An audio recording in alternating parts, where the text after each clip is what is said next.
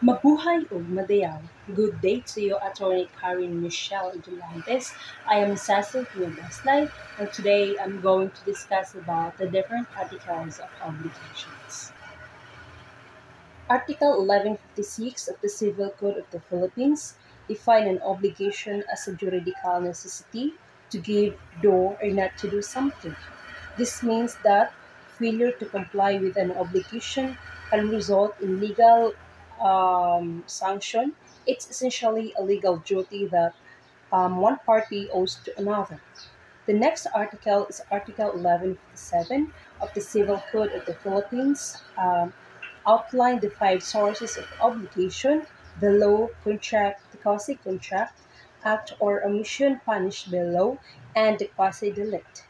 These sources define the basis of a legal duty to perform or refrain from performing an action. The next article is Article 1163 of the Civil Code, state that anyone obliged to give something is also obliged to take care of it with due diligence of a good father of family, unless the law or the parties' agreement requires a differing standard of care.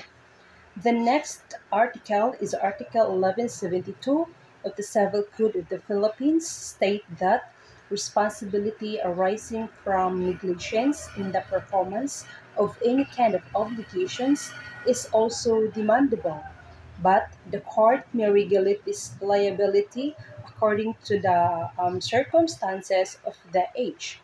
This means that if a person is negligent is fulfilling an obligation, they can be held liable for damages.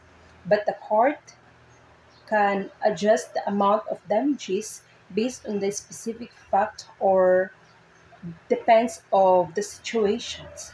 The last article is Article 1107 of the Civil Code addresses the principle that when multiple creditors or debtors are involved in an obligation, it doesn't automatically means even the creditors can demand the full performance of each debtors is solely responsible for the entire obligations.